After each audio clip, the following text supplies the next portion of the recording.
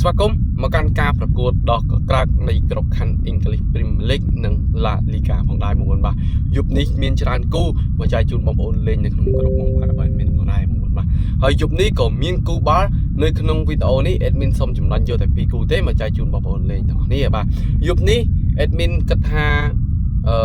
លើកយកគូ Spurs ប៉ះជាមួយនឹង Arsenal ផងដែរក្នុងក្របខ័ណ្ឌរបស់ English Premier League បាទសប្តាហ៍ទី27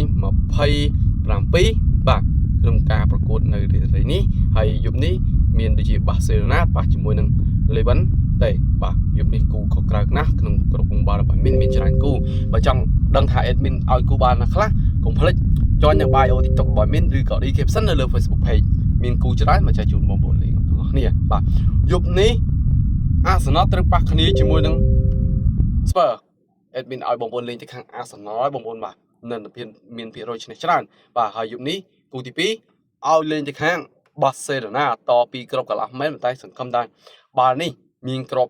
ច្រើនទៀត over ក៏បានដែរបងប្អូនបាទហើយឬក៏វាយទៅខាង Barcelona កុំភ្លេចវិនិយោគជាមួយ admin ទាំងអស់គ្នាអរគុណ